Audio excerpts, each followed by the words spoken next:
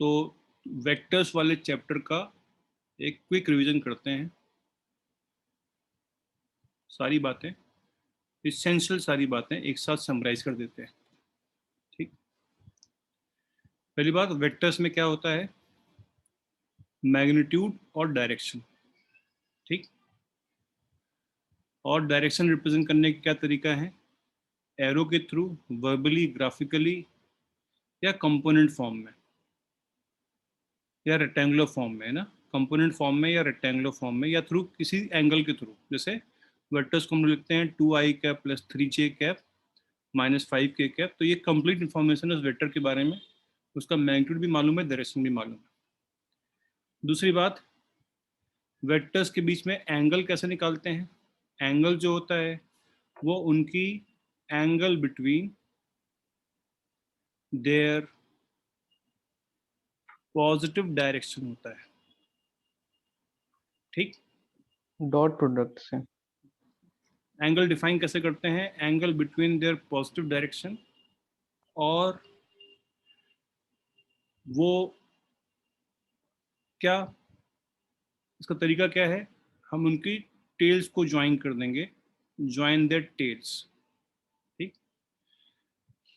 तीसरी बात, अगर हमें वेक्टर को ऐड करना है तो हम क्या करेंगे?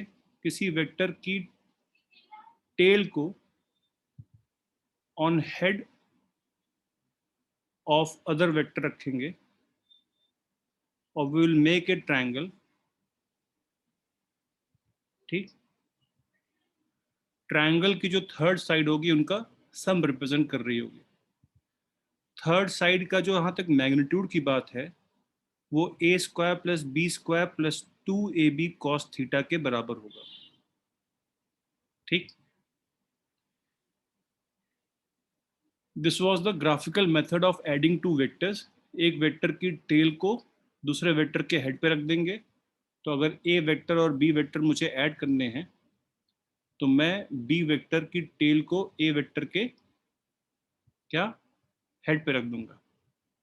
ठीक, जो थर्ड साइड बनेगी ए की टेल से बी का हेड, वो उन दोनों के सम को रिप्रेजेंट कर रही होगी। ठीक, वेक्टर्स हमेशा इसी तरीके से ऐड किए जाते हैं। उसके अलावा हम लोगों ने क्या पढ़ा था? पैरेललोग्राम लॉ पढ़ा था। पैरेललोग्राम में लॉ में क्या था? पैरेललोग्राम लॉ में क्या था? दो वेक्टर्स की टेल्स को जोड़ के तो उनके पैरेलल दो वेक्टर्स और बनाने हैं, एक पैरेललोग्राम बनाना है। इनका सम क्या रिप्रेजेंट करेगा? दोनों की टेल से दोनों के हेड को ज्वाइन करने वाला डायगोनल।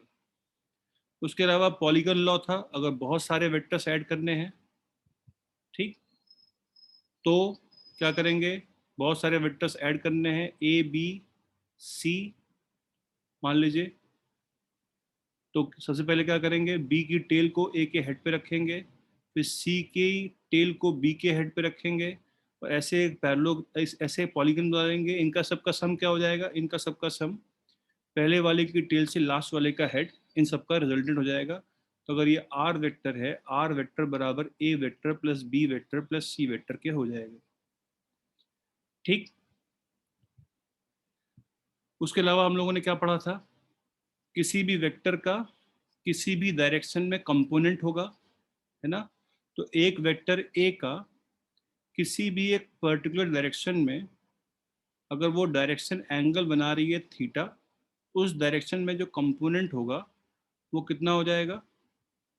ए कॉस थीटा हो जाएगा। किसी बस भी थीटा। वेक्टर का किसी भी डायरेक्शन में कंपोनेंट होगा तो कंपोनेंट परपेंडिकुलर टू वेक्टर कितना होगा? कंपोनेंट परपेंडिकुलर टू वेक्टर कितना होगा? जीरो होगा, कोई जीरो। कंपोनेंट। और कंपोनेंट अलोंग वेक्टर कितना होगा? वो ए के ही बराबर हो जाएगा। Component along the direction of vector will be equal to the vector itself. ठीक, उसके अलावा हम लोगों ने पढ़ा था क्या? Unit vector. तो किसी भी डायरेक्शन में यूनिट वेक्टर, अगर यू कैप, हम यू कैप कैप बना देते हैं। ए वेक्टर के लॉन्ग लिखना है यूनिट वेक्टर तो ए कैप बना देंगे। एक्स वेक्टर एक्स डायरेक्शन के लॉन्ग लिखना है यूनिट वेक्टर तो आई cap. J cap Y axis के लॉन्ग, के कैप जेड एक्सिस के लॉन्ग। यूनिट वेक्टर एक ऐसा वेक्टर था जो कि हम ऑब्टेन करते हैं ए कैप कैसे ऑप्टेन करते हैं, ए वेक्टर को ए के मैग्नीट्यूड से ही डिवाइड करके हमें क्या मिल जाता है, यूनिट वेक्टर मिल जाता है। या हम क्या बोल सकते हैं, किसी भी वेक्टर को we can represent as product of the vector and its unit vector A cap. किसी भी वेक्टर को we can represent as the product of the vector and the unit vector along that direction. तो unit vector सिर्फ direction को represent करने के लिए किया जाता है। ठीक, जैसे हम लोगों ने देखा था कि अगर सर्कुलर मोशन है तो सर्कुलर मोशन में किसी भी समय पे पार्टिकल की अगर बतानी है पोजीशन, ठीक, और इस डायरेक्शन में एक यूनिट वेक्टर है आर कैप, इस डायरेक्शन में यूनिट वेक्टर है आर कैप, तो उसकी पोजीशन किसी भी इंस्टेंट पर, किसी भी इंस्टेंट पे उसकी पोजीशन आर वेक्टर बराबर आर इंटू आर कैप हो जाएगी।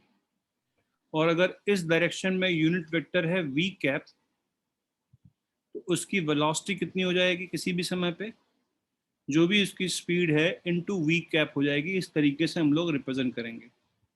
और सर्कुलर मोशन में उस पार्टिकल का एक्सेलरेशन कितना हो जाएगा, अगर एक्सेलरेशन का मैग्नीट्यूड है A minus R, A R cap. Minus R cap, उसका एक्सेलरेशन जो होता है वो सेंटर के टुवर्ड्स होता है, उसको सेंट्रीपिटल एक्सेलरेशन बोलते हैं। उसकी डायरेक्शन किधर है, अंदर की तरफ, इसलिए मैंने यहाँ पे माइनस आर कैप लगाया है। तो अगर किसी भी डायरेक्शन में मुझे यूनिट वेक्टर मालूम है, उस डायरेक्शन में मैं क्या उस डायरेक्शन में आने वाले किसी भी वेक्टर को मैं रिप्रेजेंट कर सकता हूं उस यूनिट वेक्टर की मदद से। Unit vector can be used to represent the direction. ठीक, उसके अलावा हमने क्या पढ़ा था, वेक्टर सब्ट्रैक्शन।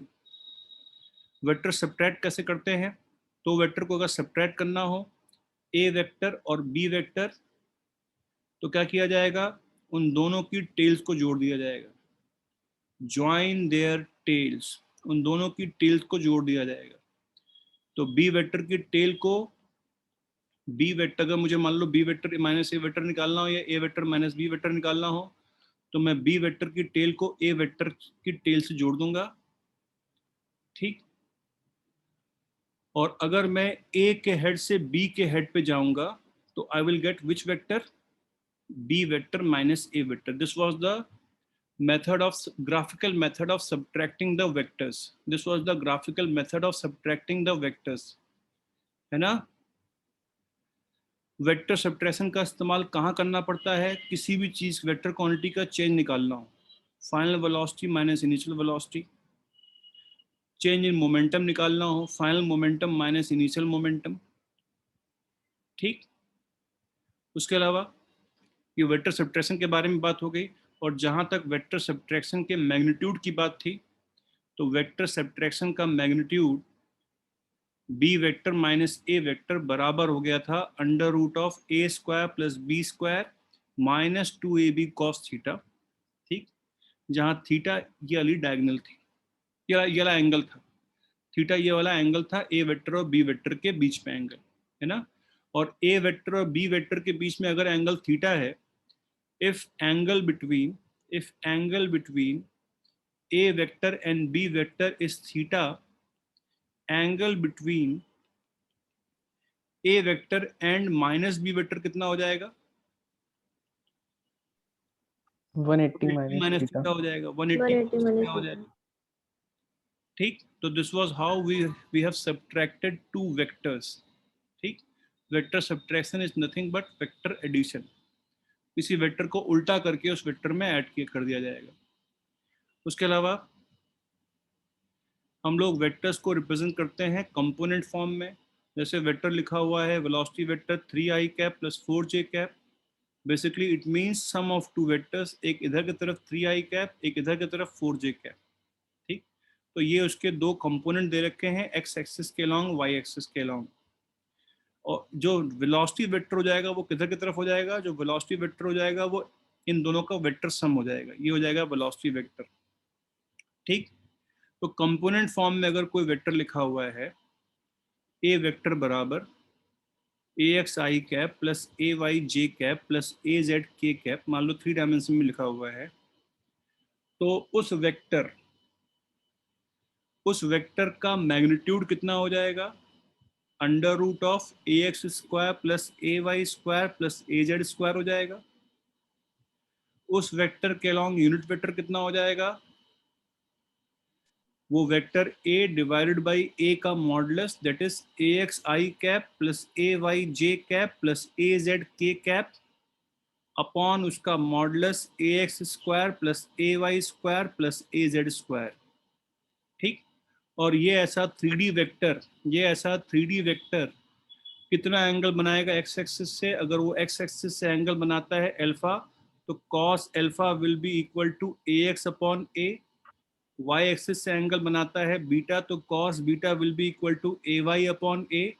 जेड एक्सिस से एंगल बनाता है गामा, तो cos gamma will be equal to A Z by A. ठीक। तो ऐसा कोई भी वेक्टर और अल्फा बीटा गामा में आपस में क्या रिलेशनशिप होगी? Cos square alpha plus cos square beta plus cos square gamma की वैल्यू कितनी हो जाएगी? 1 हो जाएगी। और sine square alpha plus sine square beta plus sine square gamma की वैल्यू कितनी हो जाएगी किसी भी वेक्टर के लिए? 2 2 हो जाएगी, 2 है ना? 2 और किसी भी डायरेक्शन में यूनिट वेक्टर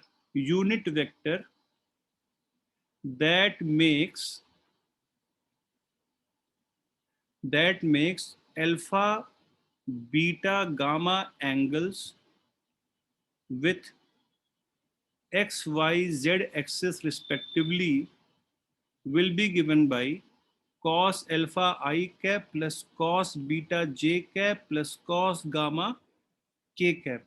अगर वो वेक्टर xy प्लेन में है, if vector is in xy plane, तो वो कितना एंगल बनाएगा जेड एक्सिस से? Gamma will be equal to 90, therefore cos gamma will be equal to 0।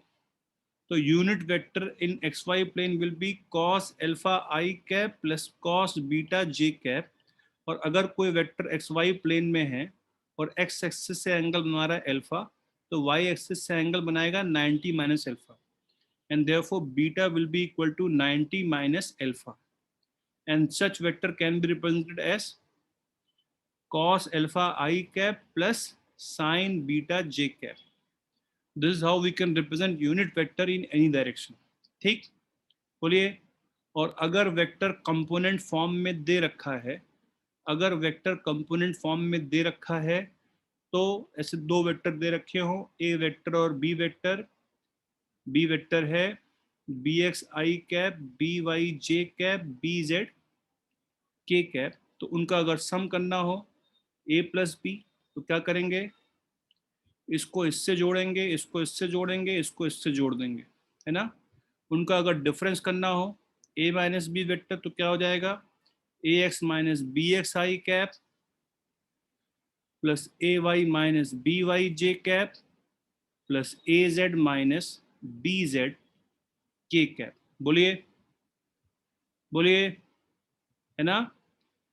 ये वेक्टर अगर कंपोनेंट फॉर्म में दे रखे हैं, तो आपको ग्राफिकल तरीका कुछ टेल हेड को करने की रिक्वायरमेंट नहीं पड़ेगी। आप सिंपली सारे एक्स कंपोनेंट को एक्स कंपोनेंट के साथ में ऐड करोगे, सारे वाई कंपोनेंट को वाई कंपोनेंट के साथ में ऐड कर दोगे, है ना? और उसके अलावा 8 पॉइंट ये था कि हम क्या किसी भी वेक्टर को कंपोनेंट फॉर्म में रिप्रेजेंट कैसे करेंगे। मान लो हमें कोई वेक्टर ग्राफिकल फॉर्म में दे रखा है ए वेक्टर, और हमें उस वेक्टर का एंगल दे रखा है एक्स एक्सिस के साथ में अल्फा, ठीक, और वाई एक्सिस के साथ में देयरफॉर 90 माइनस अल्फा हो जाएगा अगर वो एक्स वाई प्लेन में है। तो उस ए वेक्टर के क्या, इस ए वेक्टर को कैसे लिखेंगे? ए वेक्टर को लिखेंगे ए cos alpha I cap plus A sine alpha I cap. ये कंपोनेंट फॉर्म में उस वेक्टर को रिप्रेजेंट कर दिया जाएगा। तो अगर मुझे ऐसे बहुत सारे वेक्टर्स को ऐड करना हो, तो पहले मैं उनको कंपोनेंट फॉर्म में लिख लूँ, है ना? ये भी बात हुई थी कि हर कंपोनेंट का रोल अलग अलग होता है, हर कंपोनेंट का रोल और रिस्पॉन्सिबिलिटी जो होती है वो अलग अलग होती है, वो अलग अलग कामों के लिए रिस्पॉन्सिबल होते हैं।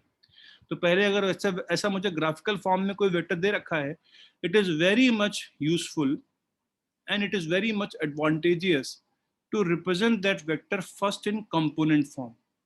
और फिर उसका जो भी करना हो, एडिशन करना हो, सब्ट्रैक्शन करना हो, मल्टीप्लिकेशन करना हो, बड़े आराम से हो जाएगा।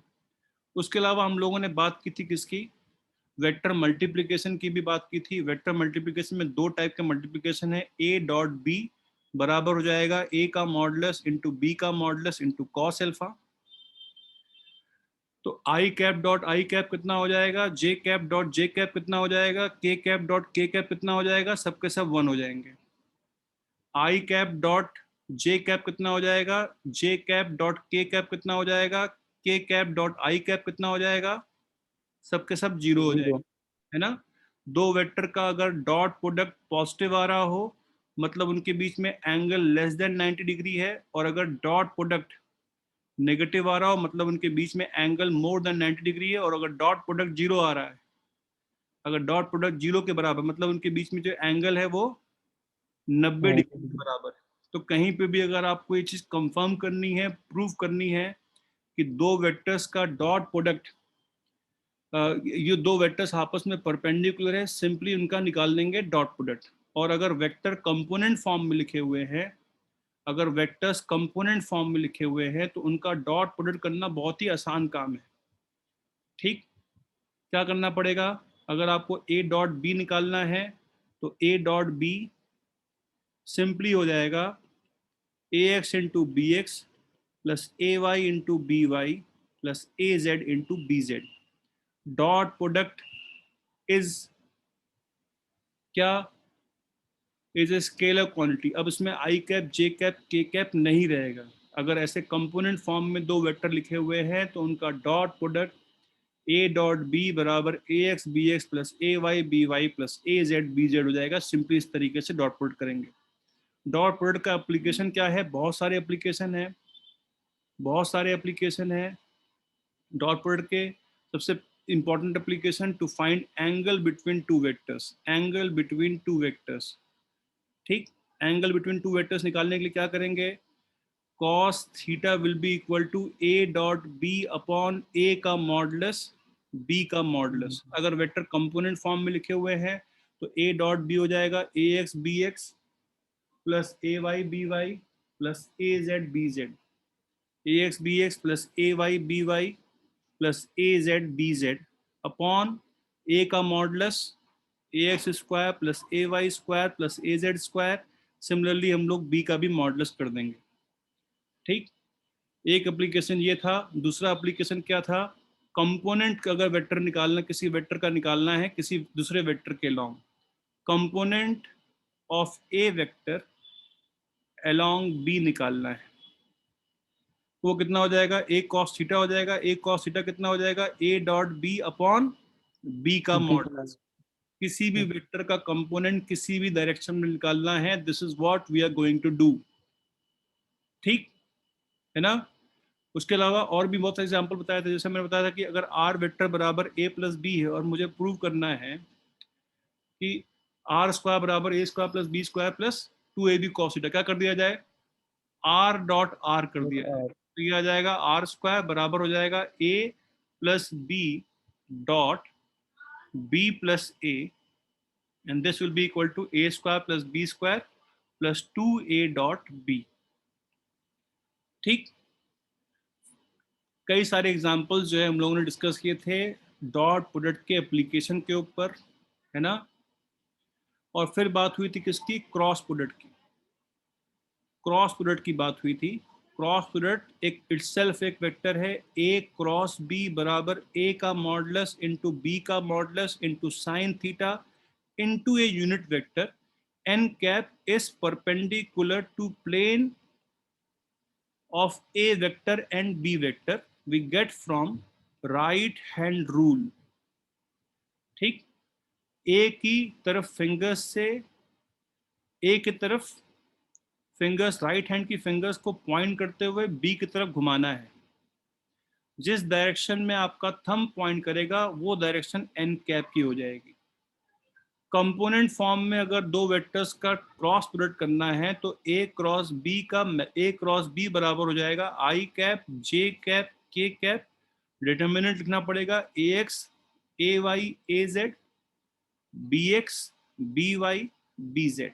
ठीक, एप्लीकेशन क्या हो जाएगा क्रॉस प्रोडक्ट का, एप्लीकेशन क्या हो जाएगा, अगर मुझे ऐसा वेक्टर चाहिए जो कि दो वेक्टर्स के परपेंडिकुलर है, to find a vector perpendicular to A vector and B vector.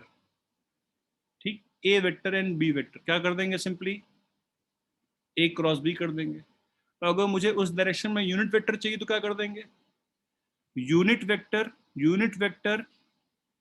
Perpendicular to A and B, A vector and B vector किसके बराबर हो जाएगा, A cross B upon A cross B का मैग्नीट्यूड, है ना।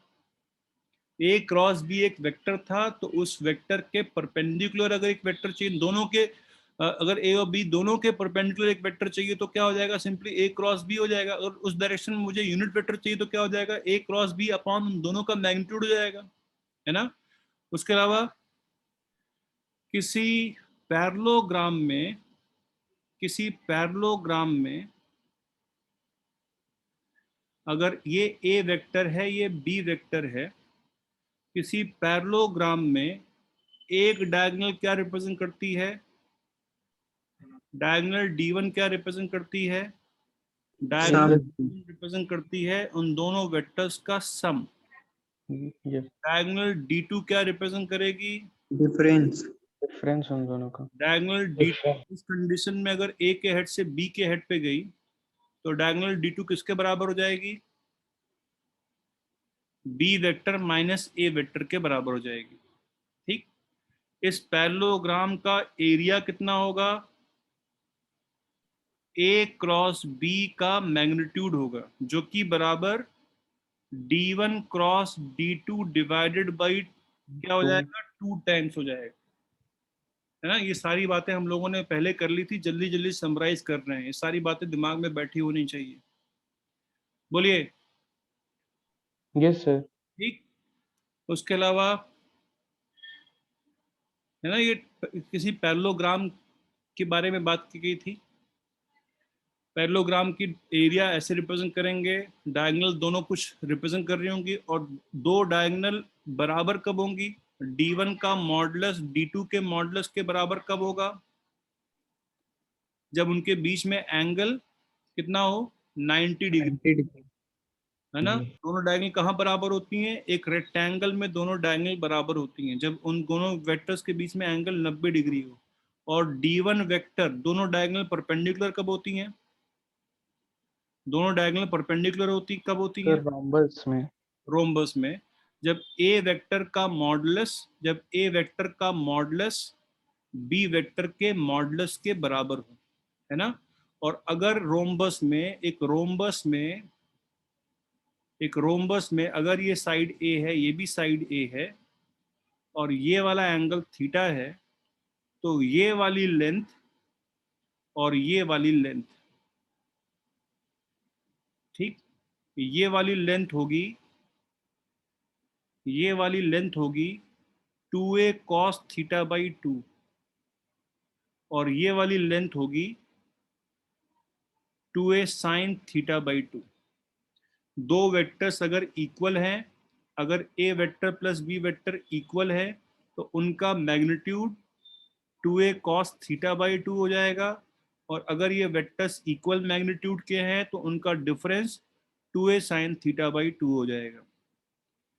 If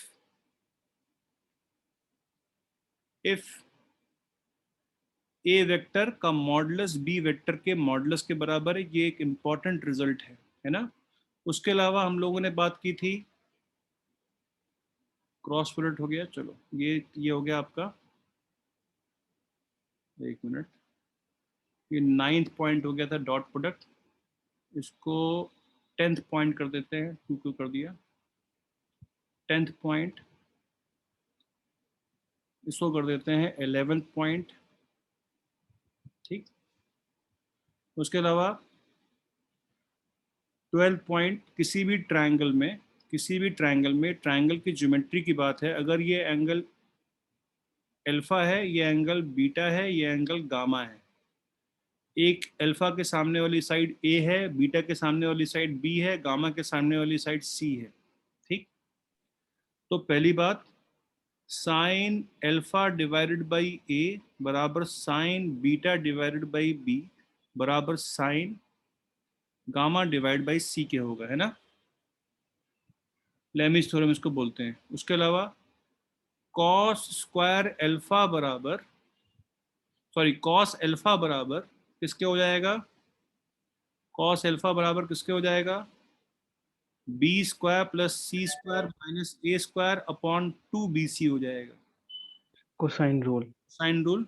cos beta किसके बराबर हो जाएगा, कॉस बीटा किसके बराबर हो जाएगा, जो वो दो साइड्स का सम का स्क्वायर का सम जो कि जिसके अंदर वो एंगल है, तो A square plus C square minus B square upon 2ac हो जाएगा। ये ट्रायंगल की प्रॉपर्टी है ना, जो कि ऑब्वियस सी बात है, vectors is nothing but geometry, तो वेक्टर्स में भी ये प्रॉपर्टीज इस्तेमाल कर सकते हैं हम लोग। ठीक। उसके अलावा हम लोगों ने बात की थी किसकी, जीरो वेक्टर की, है ना, और सम ऑफ तीन वेक्टर्स अगर जीरो है, if a plus B plus C बराबर zero, what can we conclude about the three vectors, they must be in same, triangle. they must be in same plane, they must be in same plane, है ना, they must be in same plane and they must form close triangle, close. they must form close triangle। ठीक।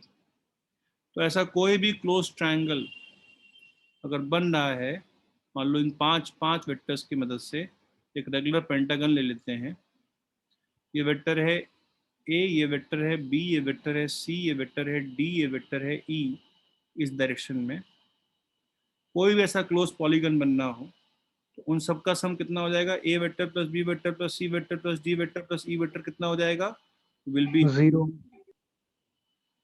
ठीक है, बोलो। तो vectors के almost सारे point जितने भी हम लोगों ने डिस्कस किए हैं वो कंक्लूड कर लिए हम लोगों ने। ठीक है, फटाफट उसकी क्या